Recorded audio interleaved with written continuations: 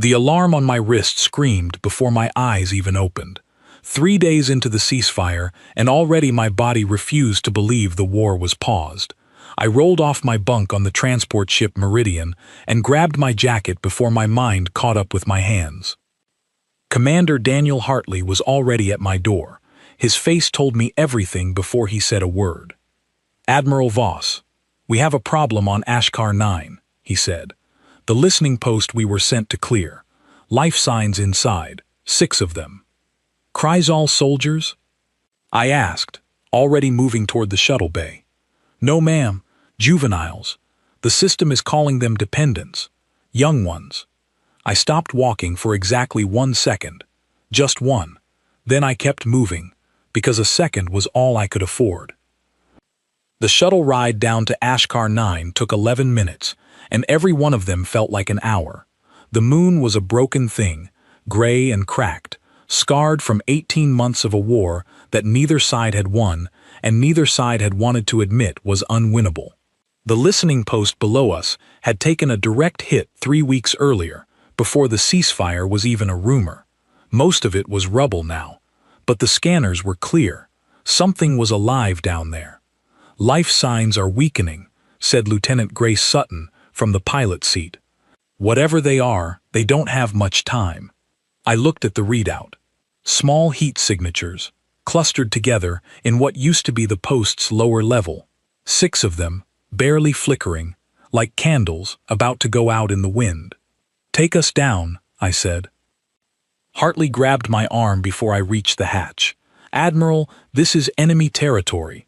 The ceasefire doesn't cover unauthorized entry into a Kryzal facility. If they think we're here to finish the job, then they'll think wrong," I said, "because we're not here to finish anything. We're here to stop something from ending." He didn't like it. I could see that in the way his jaw tightened, but he stepped aside because he had served under me for 4 years and he knew when my mind was already made up. I went down alone. That was the part nobody back on the fleet would understand later, the part they would replay over and over on every screen in the sector. I ordered my team to hold position at the entrance, and I walked into the wreckage of an enemy base with no weapon in my hand. The corridor was cold. Ice had formed along the broken walls where the atmosphere systems had failed. My boots crunched over shattered glass and twisted metal that used to be Kryzal technology, the kind of technology that had killed friends of mine, friends whose names I still said out loud sometimes when I was alone. I found the chamber at the end of the corridor. The door had been blown half off its frame, and what I saw inside made me forget every strategy briefing I had ever sat through. 6 small shapes, no taller than my knee, huddled together in the corner of a broken room. Their skin was a pale blue-gray, their large dark eyes rimmed with exhaustion, their thin bodies shivering from the cold. They looked nothing like the Kryzal soldiers I had seen in battle footage. Those soldiers were built like walls, covered in armored plating, eyes narrow and sharp. These were something else entirely. These were children.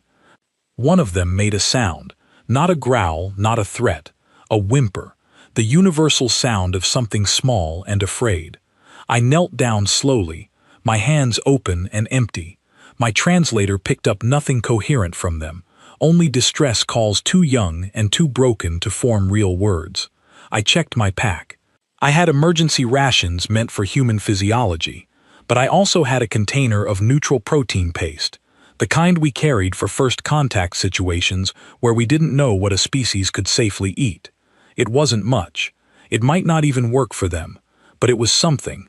I opened the container and held it out on my palm. The nearest cub flinched back at first, then hunger won. It crept forward, sniffed at my hand, and finally took a small piece with fingers that trembled from cold and weakness. I watched it eat, and something inside my chest that had been locked tight since my daughter died 2 years earlier cracked open just slightly. I fed them one by one. It took almost 20 minutes. I talked to them the whole time, in a low voice, saying nothing important, just sound, meant to calm rather than inform. I told them about the ship above us. I told them the ice outside would not reach them here. I told them they were going to be fine, even though I had no authority to promise that, and no idea if it was true. Behind me, through the open comm channel, I could hear Hartley's voice, tight and controlled, counting down the minutes until he would be forced to send a team in after me, whether I ordered it or not. I told him to hold position. He didn't like that either, but he held it, because that was the deal we had made a long time ago, back when I first pinned the rank on my shoulder and he first decided to trust me with his life. One of the cubs, slightly larger than the rest, kept its distance longer than the others. It watched me from the far corner of the chamber, dark eyes tracking every movement of my hands, every shift of my weight. I recognized that look. It was the look of something that had already learned, far too young, that adults could not always be trusted to keep it safe. I did not try to coax it closer. I simply left a small portion of the paste near its side of the room and let it decide, in its own time, whether I was worth the risk. It took almost 10 minutes, but eventually it crept forward and ate. I did not smile, did not celebrate, did not do anything that might startle it back into hiding. I only kept my voice low and steady, the same tone I used to use on nights when my own daughter woke from bad dreams and needed to hear that the world outside her window was not as dangerous as it felt in the dark. The temperature in the chamber was dropping further while I worked, the base's failing systems losing what little heat remained. I peeled off my outer jacket and wrapped it around the two smallest cubs, who had begun shivering hard enough that their small bodies shook with each breath. It was not standard procedure. Nothing about that hour was standard procedure. I had stopped caring about procedure the moment I saw how close those 6 lives were to slipping away entirely. I did not hear the footsteps behind me until it was too late to pretend I hadn't been caught. A Crizzle patrol unit stood in the doorway, 3 of them, tall and armored, weapons raised halfway, frozen between orders and disbelief. Their leader stepped forward, visor catching the dim emergency lighting, and looked past me at the cubs gathered around my hand. Nobody moved. Not the soldiers, not me, not even the cubs, who seemed to sense that something important was happening in the silence. I stayed exactly where I was, kneeling on a cold floor in the middle of enemy territory, my palms still open, a Kryzal soldier watching me with a weapon he had not yet decided whether to use. "I am not here to fight," I said quietly, even though I knew the translator built into their armor would carry my words whether I wanted it to or not. "I am here because these are children, and children were dying." The lead soldier said something sharp into his own comm unit, a burst of clicks and low tones that meant nothing to me. Then he lowered his weapon, just slightly, just enough that I understood he was choosing not to decide anything on his own. Somewhere above the post, a small drone hovered near the shattered ceiling, its lens catching everything. I did not know it then, but that single camera would carry this moment to more screens than any battle I had ever fought. The soldier spoke again, this time slower, as if testing whether the translator would carry meaning across a gap that had never once been crossed peacefully in 18 months of war. "Why," he said, the word flat and strange through the translation, "would a human do this?" I looked down at the cub still holding a piece of paste in its small hand, staring up at me with eyes too large for its face, eyes that did not know enough about the world yet to be afraid of what I represented. "Because somebody had to," I said, "and nobody else was here." The soldier did not answer. He simply stood there, weapon lowered, staring at a sight his training had never prepared him for. Behind him, his 2 companions exchanged a look I could not read through their visors, but I understood the shape of it anyway. It was the look of people whose entire understanding of the enemy had just cracked, the same way mine had cracked 2 years earlier, the day I stopped hating the war and started simply wanting it to end. None of us knew yet that the drone footage was already climbing through the Kryzal communication network, racing toward command channels that had never once carried an image like this. None of us knew that within hours, 2 war councils on opposite sides of a conflict that had cost millions of lives would be staring at the same recording, unable to look away. The lead soldier finally spoke into his comm again, a shorter burst this time, and I watched his two companions lower their weapons the rest of the way, though none of them relaxed the way soldiers relax when a threat has genuinely passed. They remained wary, watching me with an intensity that told me they were recording every second of this for their own command structure, the way I would have done in their position. "You will remain here," the lead soldier said through the translator, "until my superiors decide what is to be done." "I'm not going anywhere," I told him, and I meant it in more ways than one. I had 6 children still finishing the last of the paste in my hand, and I was not about to abandon them now simply because the situation had grown more complicated than I anticipated. We stayed like that for nearly 40 minutes, an uneasy standoff in a broken room on a frozen moon.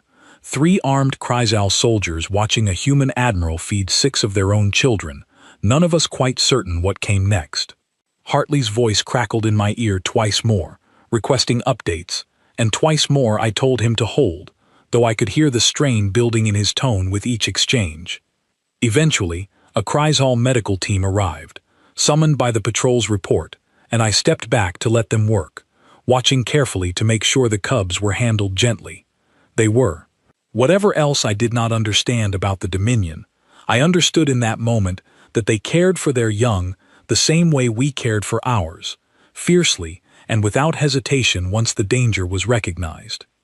All I knew, kneeling there in the cold with 6 small lives steadying beneath my hands, was that I had made a choice nobody had authorized, and there was no taking it back now.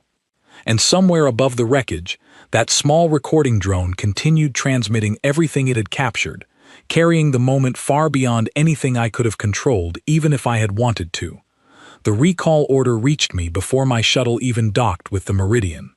I was to report to the flagship Solus immediately, in full uniform, for what the message called a review of conduct. I had heard that phrase before, back when I was young in the fleet, and it never meant a friendly conversation. Commander Hartley walked beside me through the Solus corridors, his face pale under the harsh white lights. "They already have the footage," he said. "It went out through Kreisal channels first, then somebody on our side intercepted it. It's on every screen in the sector by now." "Good," I said. "Let them see it. Admiral, with respect, this could end your career. Some people are calling it a security breach. Others are calling it treason. And what are you calling it, Daniel?" He was quiet for a long moment. "I'm calling it the first thing that's made sense to me in 18 months. The review chamber was full when I entered.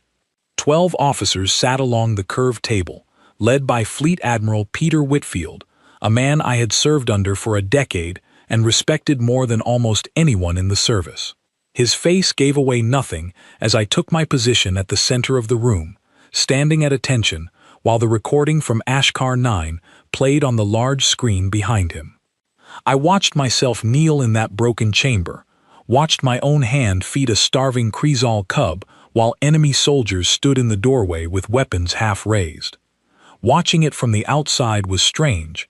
I looked smaller than I felt in the moment. More vulnerable, more human. When the recording ended, Whitfield folded his hands on the table. "Admiral Voss, you entered enemy territory alone, unarmed, without authorization, during an active ceasefire negotiation that both sides agreed was fragile.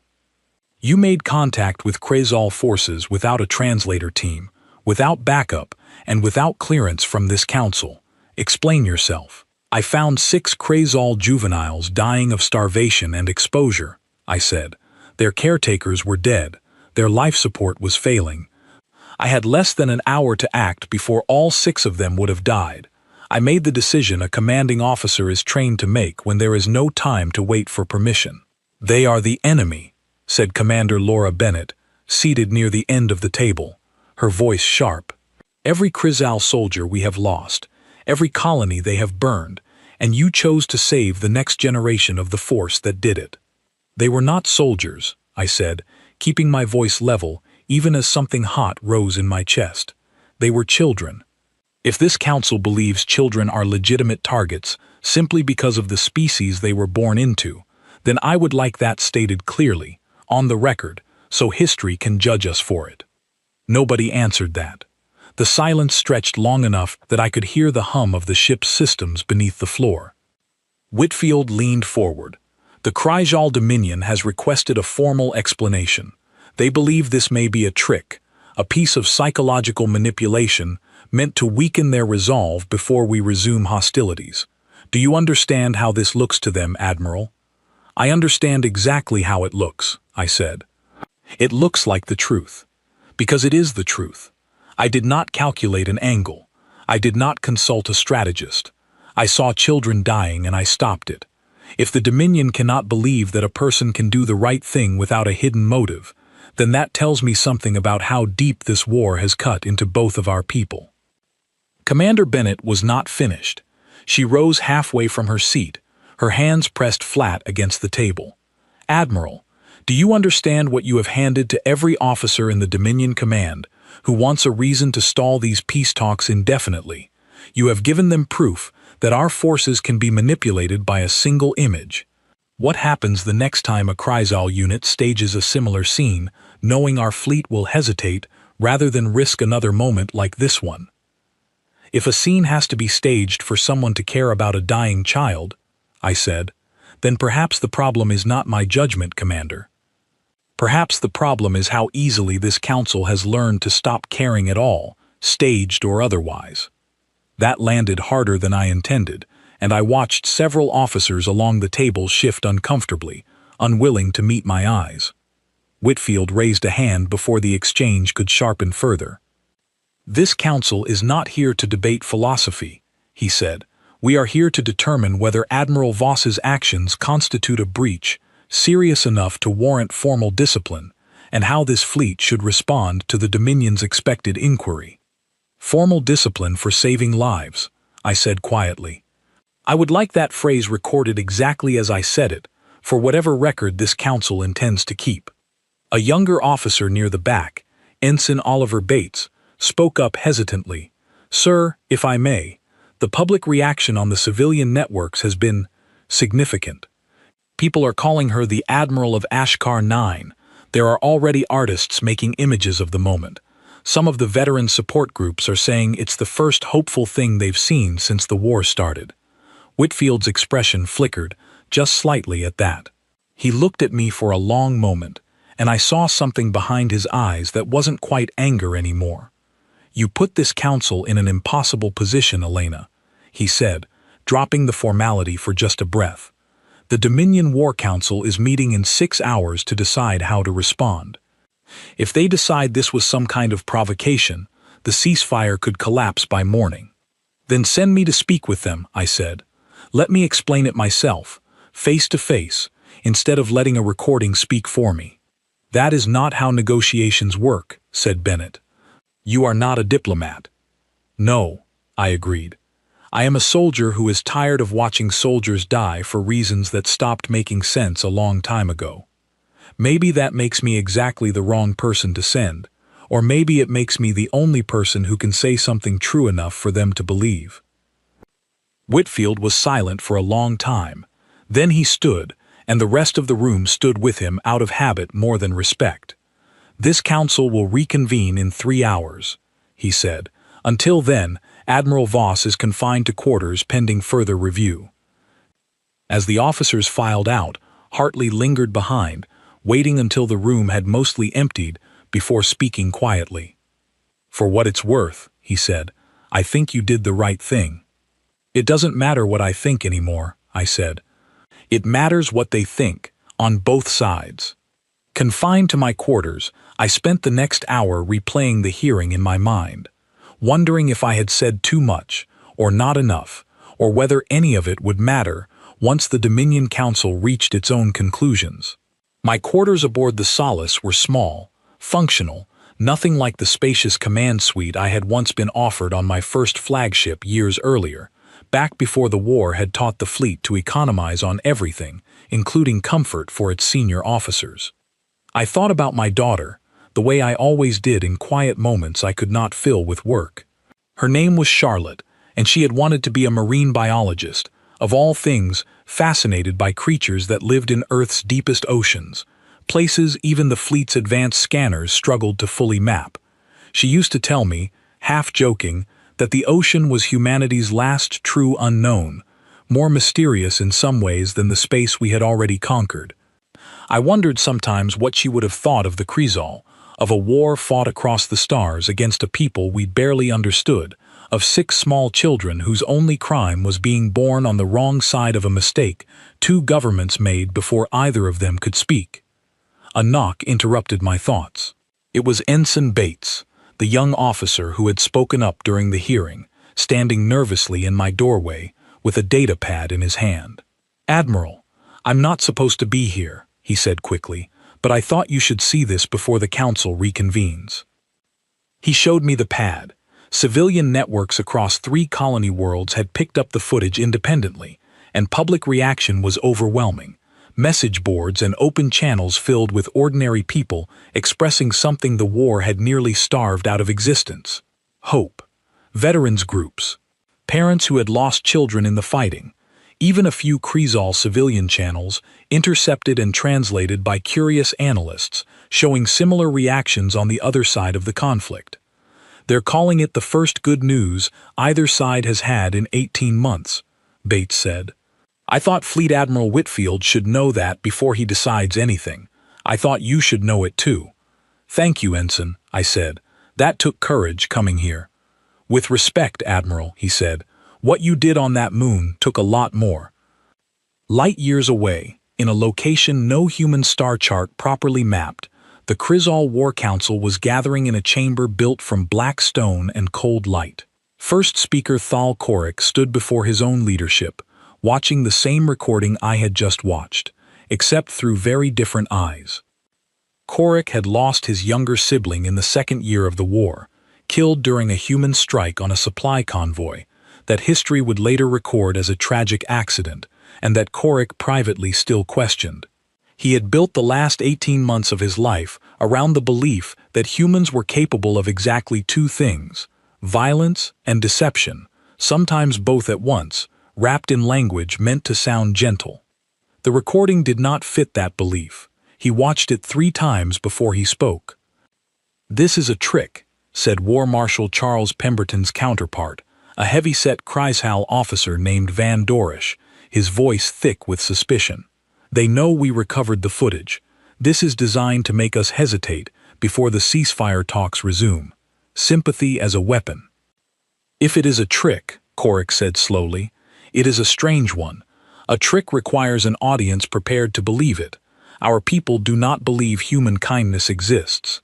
This recording will not convince them of anything except that the humans are cleverer than we thought." "Then what do you believe it is?" asked Duresh. Korik did not answer immediately.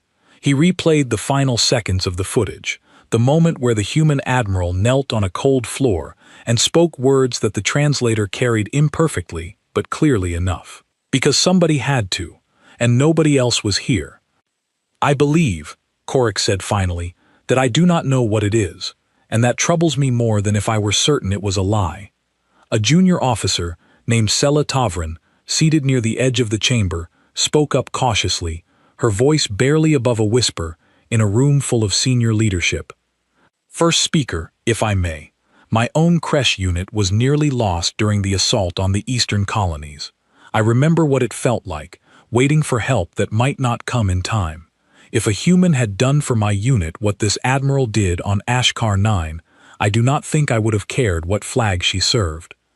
Doresh shot her a sharp look, and she fell silent immediately, though Korik noted the comment with a small, deliberate nod that told her she had not spoken out of turn, whatever the rest of the room's reaction suggested. The council argued for nearly 2 hours. Some wanted to demand the admiral's surrender as a war criminal for trespassing on Dominion territory. Others wanted to use the footage as proof of human weakness, evidence that we could be manipulated through sentiment. A smaller group, quiet and cautious, wondered aloud whether this was the first honest thing either side had done since the war began. Korik listened to all of it without speaking again until the end, when he finally raised a hand for silence. "I request permission," he said, "to meet with this human admiral myself, not through recordings, not through intermediaries. I will look at her directly, and I will know. the way our people have always known, whether what I see is truth or performance. Dorish objected immediately. That is not your place, First Speaker. Send an interrogator. An interrogator will see a liar, because he expects to find one, Korik said. I will see what is actually there. The council was silent for a long moment before granting the request, more out of exhaustion than agreement.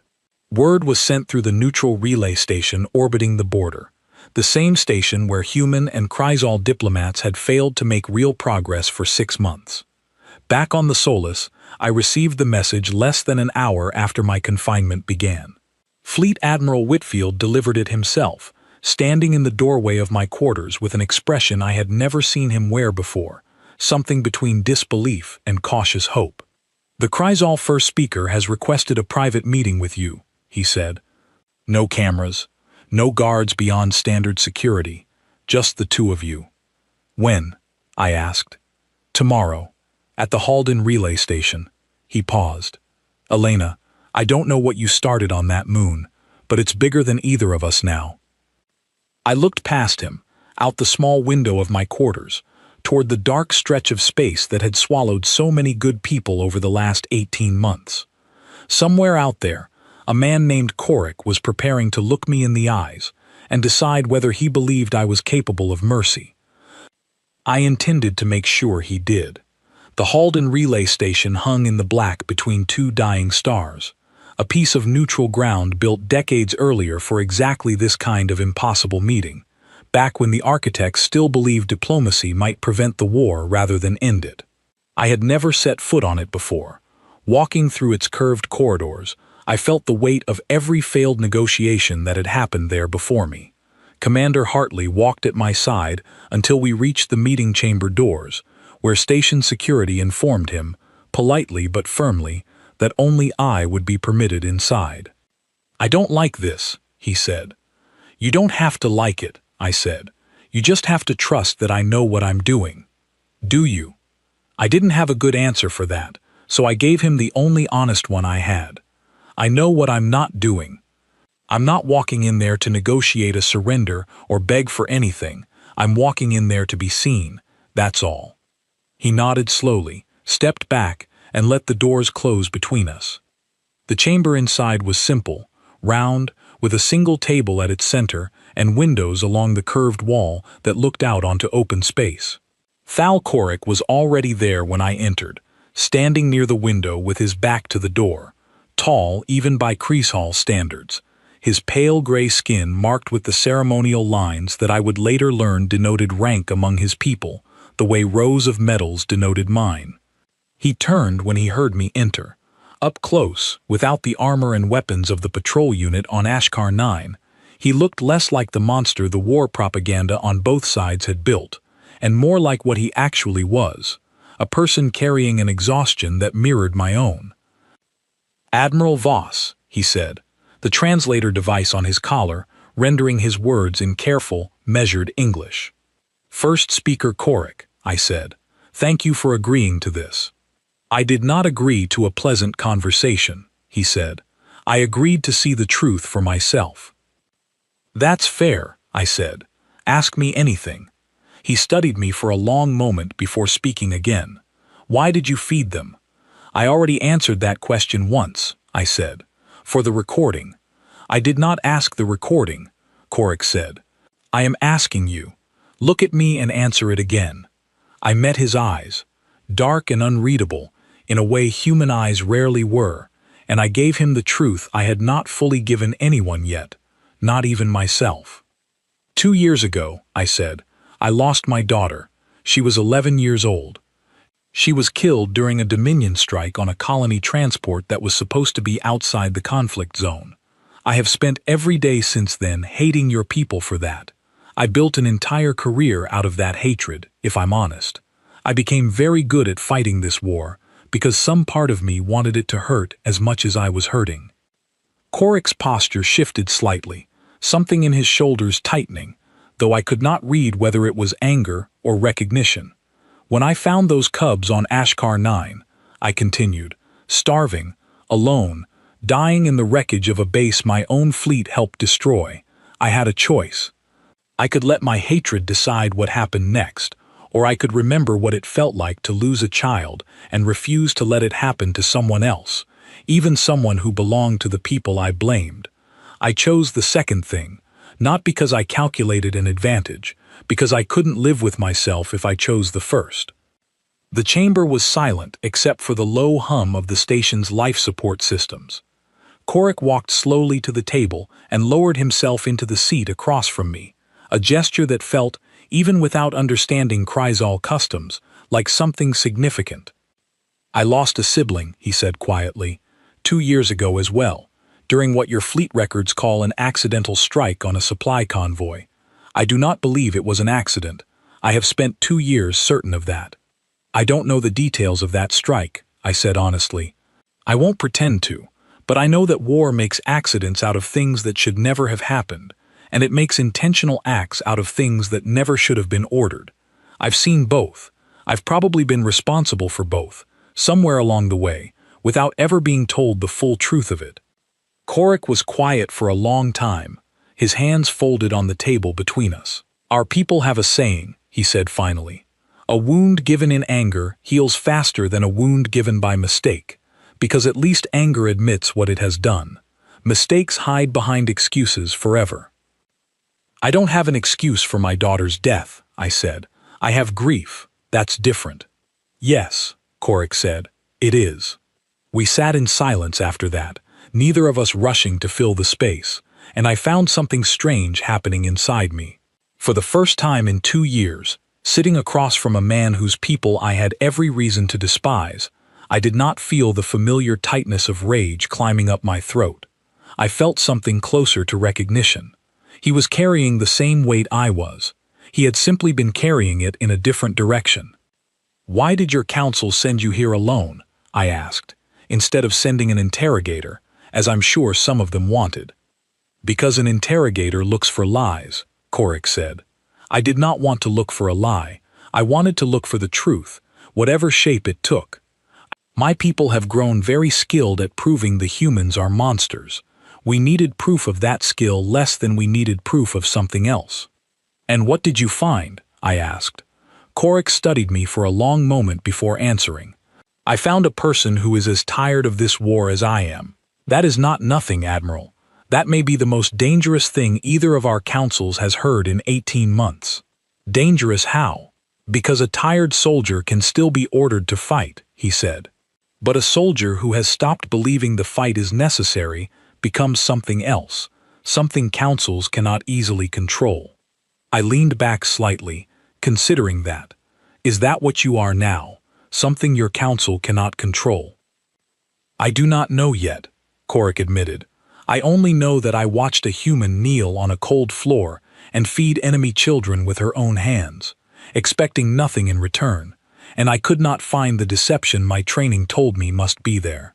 That has never happened to me before. Not once, in this entire war. May I ask you something else?"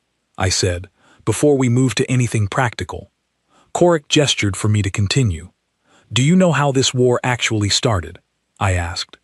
"I've read the official briefings. Border dispute over a mining colony, escalating into a skirmish, escalating into something neither side could walk back from. But I've never fully believed that was the whole story. 18 months of destruction over a mining colony seems like too small a spark for too large a fire." Korik was quiet for a moment, considering how much to share. "My people were expanding into territory we did not know was already claimed," he said finally. "Your scouts fired first, believing us hostile. We retaliated, believing the same of you. Neither side intended for it to become what it became. But once the first casualties were counted, neither side could afford to be the one who backed down, without demanding something in return for the losses already suffered. So we've spent 18 months and countless lives," I said slowly, "defending a mistake neither side meant to make in the first place." "That is one way to describe it," Korik said. "My people would say we were defending our honor. Yours would say you were defending your borders. But yes, at the foundation of it, that is close to the truth. That makes what happened on Ashkar 9 feel even more important," I said. If the whole war started from a misunderstanding neither side caught in time, then maybe the way out of it starts the same way. Someone catching something the rest of us missed, before it's too late to matter. What happens now? I asked. For the Cubs, for us, for any of this. Korik was quiet for a moment, his fingers tracing an idle pattern on the table's surface. The Cubs belong to no family now, he said. Their caretakers were killed in the attack on the listening post. Under Dominion law, they would normally be placed with a creche facility on one of our core worlds, but those facilities are overcrowded already, strained by the losses of this war. There is discussion of what to do with them.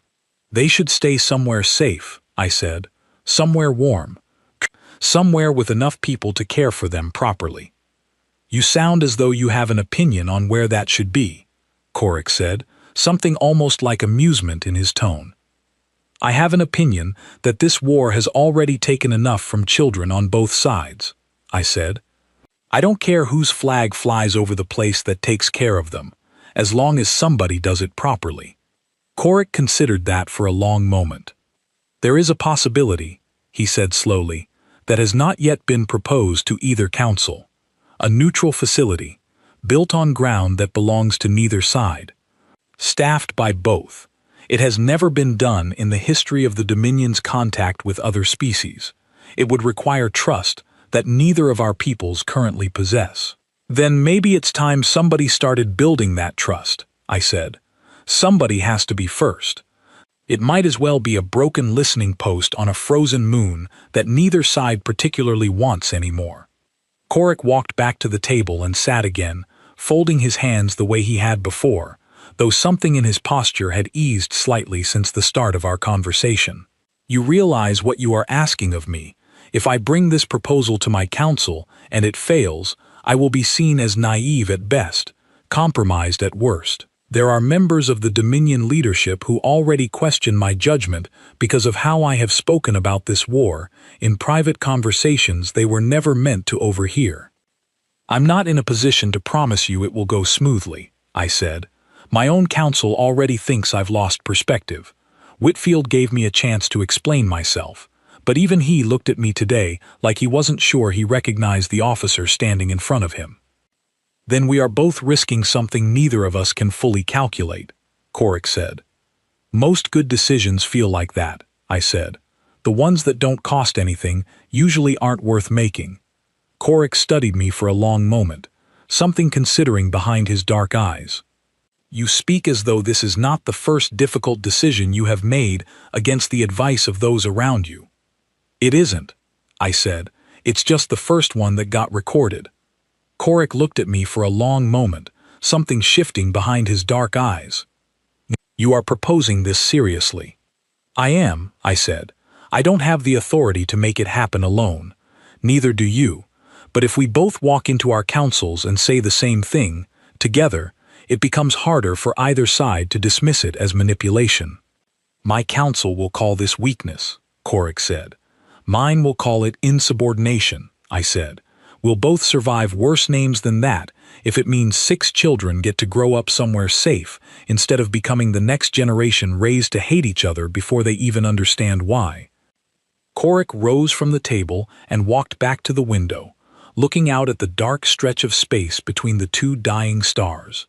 There has never been a joint session of both war councils in the history of this conflict, he said. Every negotiation has happened through intermediaries, translators, distance. Always distance.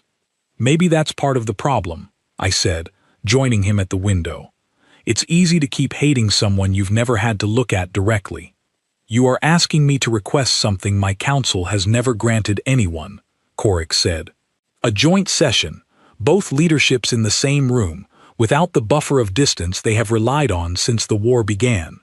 I'm asking because I think it's the only way either side will actually believe what happened on Ashkar 9 wasn't a trick, I said. You saw it yourself, close up, and you still needed to look me in the eyes to be sure. Your council and mine deserve the same chance, even if most of them won't take it well. Korik turned from the window to look at me fully. You understand that if this fails, it may be the last chance either side gets. If a joint session collapses into accusation and anger, the ceasefire may not survive it. I understand, I said. I also understand that if we never try, the ceasefire probably won't survive anyway. It's already fragile. 6 children in a listening post on Ashkar 9 might be the only reason it's held this long at all.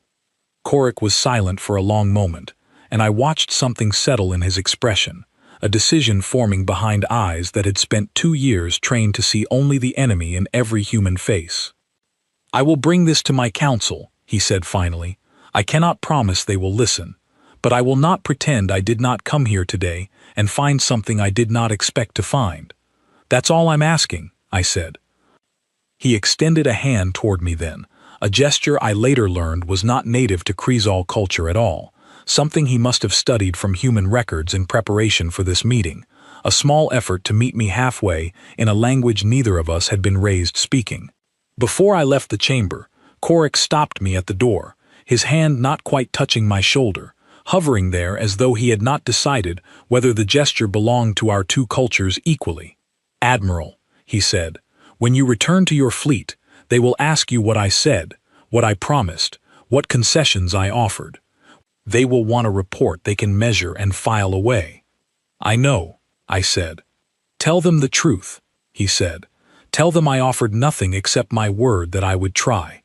It is not much, but among my people, a first speaker's word, once given plainly and without witnesses to perform for, is rarely broken. I'll tell them exactly that, I said. I imagine mine will find it just as unsatisfying as yours will. Then we will have given both our councils the same small discomfort, Korik said, something almost like humor in his voice. That seems fitting, for two peoples who have spent so long finding new ways to hurt each other equally. I took his hand and shook it, the first handshake between a human admiral and a Kreisal first speaker in the entire history of the war, and neither of us said anything else, because for once, there was nothing left that needed saying. Word of the proposed joint session spread faster than either Korik or I expected. Within 2 days, both councils had reluctantly agreed to meet, though the agreement came wrapped in warnings from both sides that the session would focus strictly on ceasefire violations and nothing more. Nobody wanted to admit, at least not officially, that the real reason for the meeting was 6 starving children and the strange thing that had happened between an admiral and a first speaker in a quiet room on a relay station. The chamber chosen for the session was the largest neutral space available, a circular hall aboard the Halden relay station built decades earlier and never once used for its intended purpose. Human officers filed in on one side, Kreisal officials on the other, the two groups eyeing each other across a gap that felt wider than the actual distance between the seats. Fleet Admiral Whitfield sat near the center of the human delegation, his expression carefully neutral. Commander Laura Bennett sat beside him, arms crossed, her skepticism visible even from across the room. On the Kreisal side, War Marshal Van Dorish occupied the position of highest visible authority, his posture rigid, his eyes sharp with distrust that had not softened in the days since the footage first appeared. I stood near the center of the chamber, not seated with either delegation, and Korik stood a short distance away, mirroring my position. It had been his idea, actually, that neither of us should sit with our own councils for this. If we were going to ask both sides to see something different, we needed to stand somewhere different too. Whitfield opened the session formally, his voice carrying the practiced calm of a man who had spent decades in rooms like this one. This session is convened to discuss the circumstances surrounding the incident at Ashkar 9 and its implications for the continuation of the ceasefire. Dorish spoke next, his translated voice flat and hard. The Dominion Council considers the unauthorized entry of a human officer onto Dominion territory to be a violation of the ceasefire terms, regardless of the stated intentions behind it. The stated intentions saved 6 lives, I said, stepping forward before anyone could stop me. I understand this council has concerns about protocol. I share some of them myself. But I would ask everyone in this room to consider what those 6 lives would have meant if I had followed protocol instead of acting.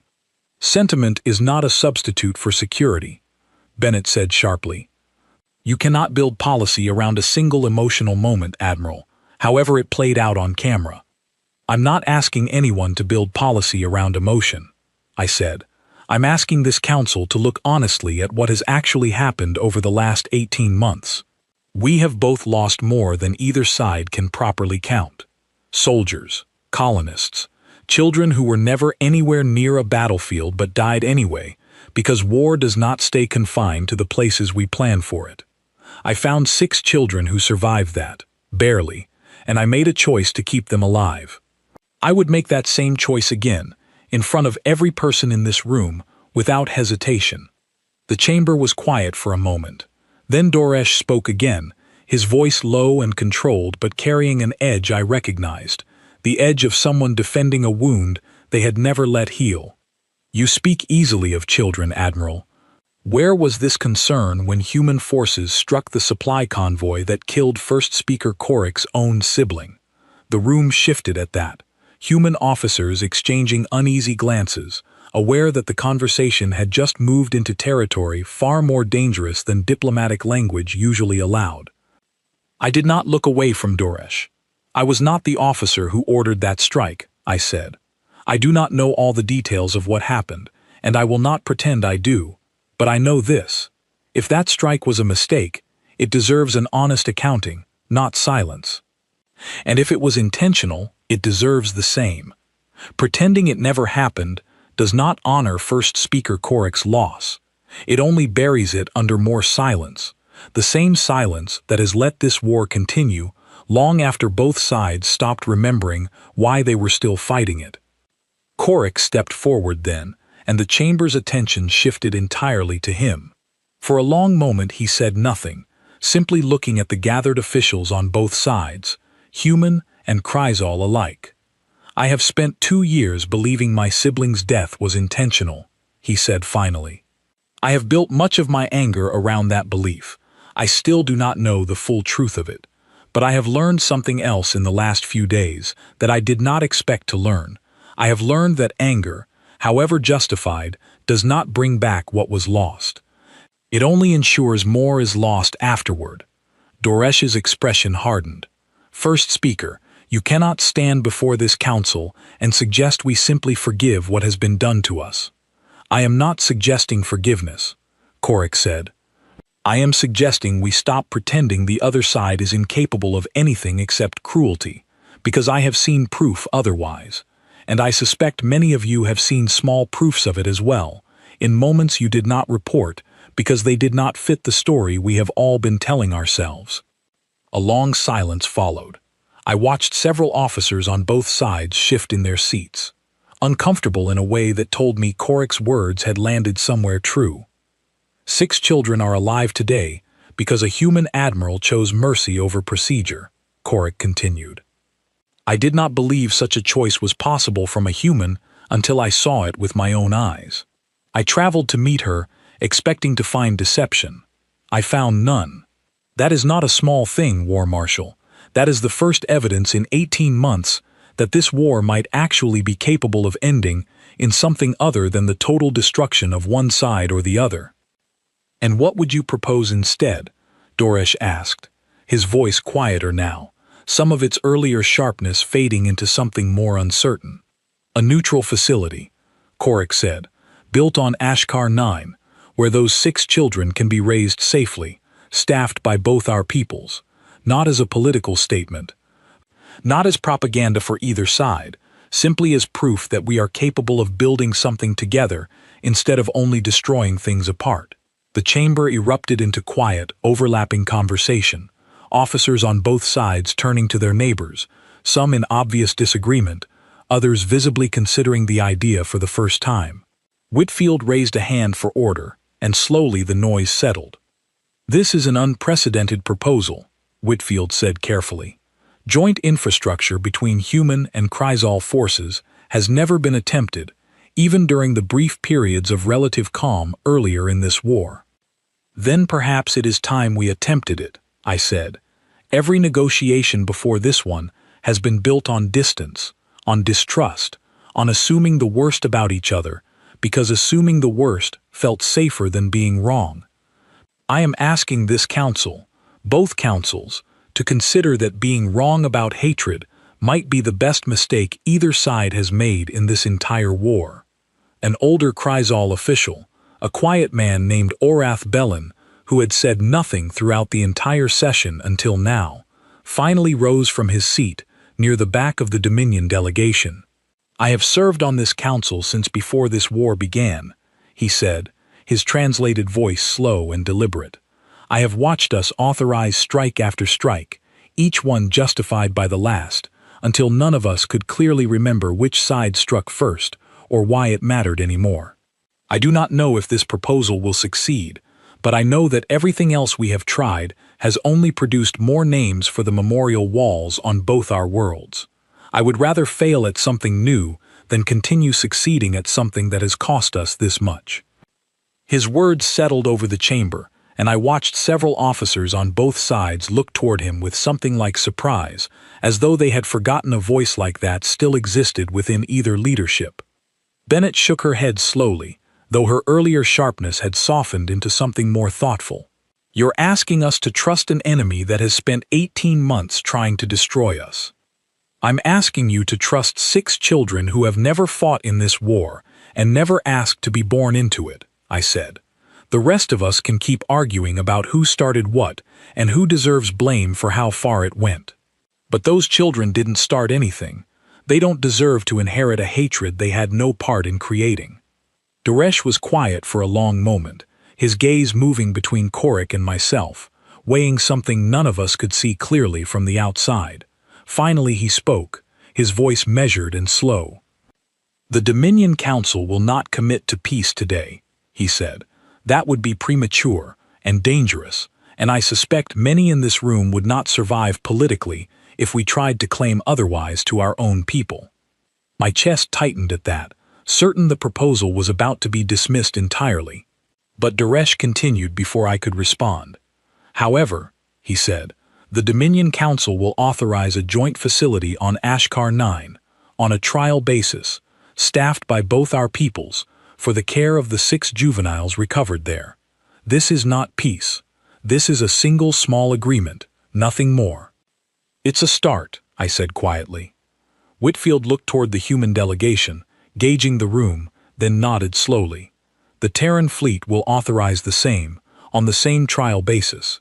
Commander Hartley will coordinate logistics with whatever Dominion officer is assigned to the project." The chamber fell into a different kind of silence then, not the tense stillness of confrontation, but something quieter, more uncertain, as though everyone present understood they had just witnessed something they would need time to fully believe had actually happened. I looked across the room at Korik, and for the first time since the war began, I saw something in his expression that looked almost like relief. "It is not everything," he said quietly, stepping closer as the chamber began to empty around us. "No," I agreed, "but it's more than either of us had this morning. My council will not forget this easily," he said. "Duresh agreed today, but there will be resistance, voices louder than his, demanding this be reversed." "Mine too," I said. Whitfield gave his approval, but there are people on my side who will spend the next month trying to find a way to walk it back. "Then we will need to make certain it cannot be walked back," Korik said. "Not through argument, through proof. The facility must succeed, visibly, undeniably, so that even the loudest voices on both sides find it harder to argue against something that is already working." Orath Bellin approached us as the chamber continued to empty, his pace slow and deliberate, the pace of a man who had learned patience the hard way over many years of service.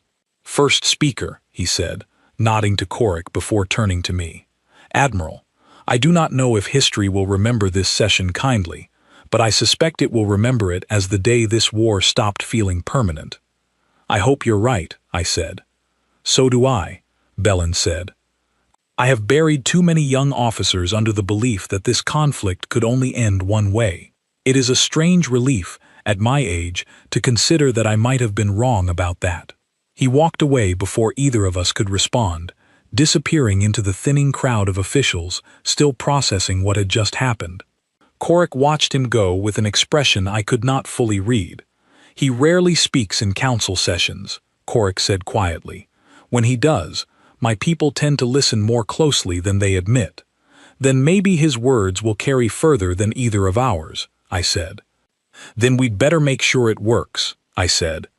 Korik extended his hand again, and this time the gesture felt less like an unfamiliar custom borrowed for my benefit, and more like something he had decided, on his own, was worth doing.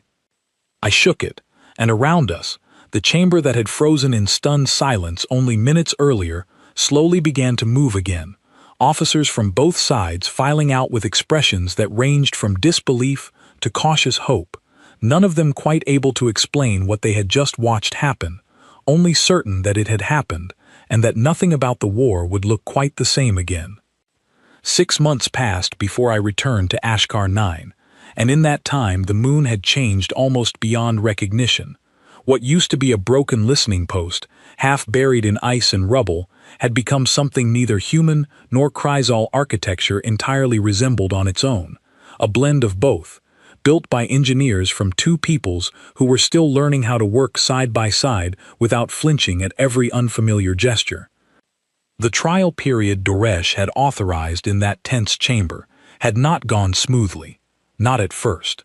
There were supply disputes in the early weeks, arguments over whose medical protocols should take priority for the children's care, and at least 3 separate attempts by hardline factions on both sides to have the entire project shut down.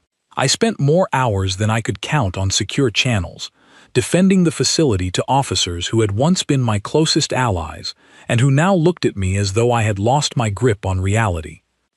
Commander Hartley, who had been assigned to coordinate logistics on the human side, told me once during those difficult early weeks that he had never worked harder to keep something small alive, and he did not mean the children. "Every time we make progress," he said, during one particularly frustrating supply negotiation, "somebody on either side finds a reason to slow it back down. It's like watching 2 people try to build a bridge while a dozen others keep trying to pull the ropes out of their hands. Then we hold on tighter," I told him. "We don't have the luxury of letting go." Korik faced the same resistance on his side, perhaps worse. Doresh, despite having authorized the trial, remained publicly skeptical, and there were whispers within the Dominion leadership that Korik's involvement in the project had cost him standing among the more traditional factions of the council. He never mentioned this to me directly. I learned it later, from a Kryzal engineer named Vesh Ordal, who had been assigned to the facility and who spoke more freely than most of her people once she realized I was not the enemy her training had prepared her to expect. "The first speaker has given up much for this place," she told me one evening, watching the children play in the newly built common room. "More than he would ever say." "Does he regret it?" I asked. She considered the question carefully. "I do not think regret is the right word. I think he believes it is worth what it has cost him. That is different." I thought about that conversation often in the weeks that followed, especially on the difficult days, and there were more of those than the official reports ever suggested. In the second month, a fever spread briefly among the newer arrivals, and the medical staff, still unfamiliar with blending human and Kryzal treatment protocols, spent 3 sleepless nights arguing over which approach to trust, before finally combining elements of both. It worked, though none of the doctors involved ever fully agreed on which part of the treatment had mattered most. In the 3rd month, a supply shipment meant for the facility was delayed by a bureaucratic dispute back on Dominion territory, and for 9 tense days the staff rationed carefully while Korik personally intervened to cut through the delay. He never spoke of what that intervention cost him politically, but Vesh Ordal told me later that he had spent nearly every favor he had accumulated across 2 decades of service to make it happen quickly. There were smaller victories too, the kind that never made it into any official record. The day Pip first said a word in English, stumbling over the sounds until she managed something close to warm, pointing insistently at the newly installed heating vents as though she wanted everyone to know she approved. The afternoon a human engineer named Grace Sutton, the same pilot who had flown me down to Ashkar 9 in the first place, taught 2 of the older cubs how to fold paper into small shapes, an old Earth tradition she remembered from her own childhood, and the way the cubs carried those small folded shapes around the facility for days afterward like treasures. What kept the project alive, more than any argument either Korik or I made in council chambers, was the children themselves. Word spread slowly through both civilian populations, not through official channels, but through the same informal networks that had once spread footage of me kneeling in the wreckage of Ashkar 9.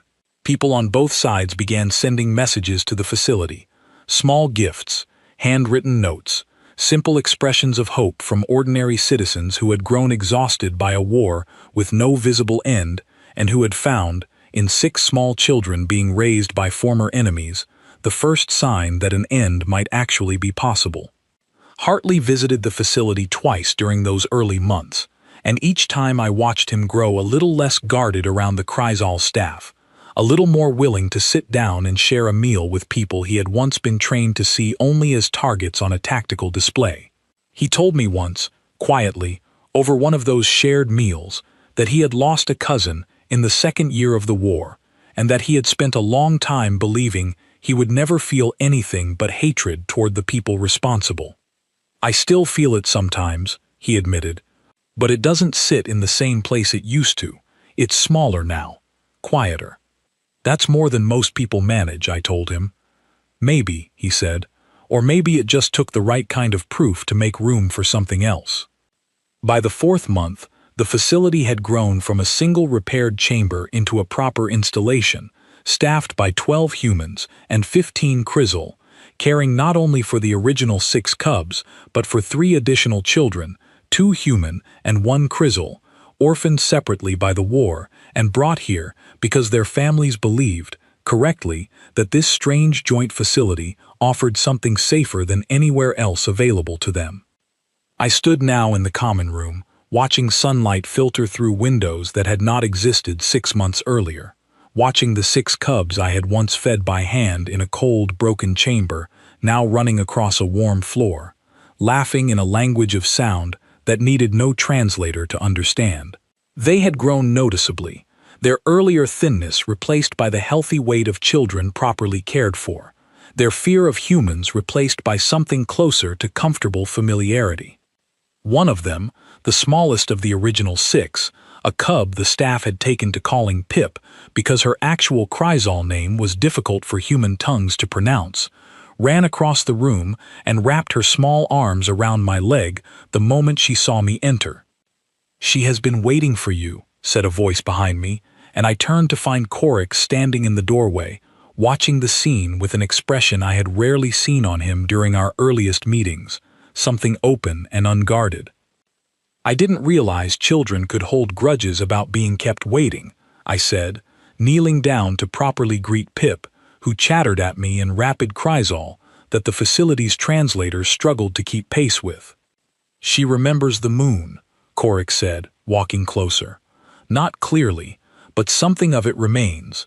The engineers believe it is the reason she still prefers to sleep near warmth, even in a room that is never cold. How is everyone else adjusting?" I asked, straightening up as Pip ran off to rejoin the others. "Better than I expected," Korik admitted. "Better than my council expected, which has made the project harder for its critics to dismiss. Duresh visited last month, quietly, without announcing it publicly. He watched the children for nearly an hour before he said anything to me." "What did he say?" "That he still believes peace is a distant thing," Korik said, "but that he no longer believes it is impossible. That is more than I expected from him 6 months ago." We walked together through the facility, past classrooms where human and Chrysal staff worked together to teach the children both languages, past a medical wing built to accommodate the different needs of 2 species under one roof, past a garden Vesh Ordal had insisted on building despite early objections that it was an unnecessary use of resources, a garden that now grew both Terran and Dominion plant life side by side in soil that had once been frozen and lifeless. "There is something I did not tell you during the council session," Korik said as we reached the garden's edge, the 6 original cubs visible in the distance, playing near a small pond the engineers had built specifically because Pip had shown an early fascination with water. "What's that?" I asked. "I nearly did not request that meeting on the relay station," he said. "My initial instinct, when I first saw the footage from Ashkar 9, was to dismiss it entirely, to file it away as deception, too clever to easily disprove, and move on with the business of the war. It was only afterward, watching it a third time, that I noticed something I had missed in my anger." "What was that?" "You did not know the recording was happening," Korik said. "The drone that captured the footage belonged to my patrol unit, not to you. If this had truly been a performance designed to manipulate my people, you would have needed to know you were being filmed. You did not. I confirmed this later, through the patrol's own logs. You believed, in that moment, that no one was watching at all." I hadn't considered that detail before, though now that he said it, I remembered clearly the shock of turning and finding the patrol unit already in the doorway. No warning, no chance to have staged anything even if I had wanted to. "That was the moment I decided to request the meeting," Korik continued. "Not the footage itself, the realization that it had never been meant for an audience at all." We stood together at the garden's edge for a long moment, watching the children play in a place that had once been rubble and ice, now something else entirely, something neither of our peoples had a proper word for yet. "There's a ceremony back on Earth," I said eventually. "A small tradition, mostly forgotten now, where you plant a tree to mark something you hope will outlast you. I've been thinking about it since Pip and the others arrived here. Kryzal culture has something similar," Korik said. "A stone placed at the center of a new settlement, meant to remind future generations of what the settlement was built to honor. Maybe this place needs both," I said. "A tree and a stone, side by side, the way everything else here has ended up." Korik considered this for a moment, then nodded slowly. "I will speak with the engineers. It seems a fitting addition." We planted the tree ourselves the following week, a young sapling brought from a Terran colony world. Its roots settled into soil that mixed both human and Kryzal minerals for the first time in recorded history. Beside it, Korik placed a smooth gray stone carved with symbols from his own language, and beneath those symbols, at his request, an engineer added a short line of English translation so that both peoples could understand what the stone was meant to say.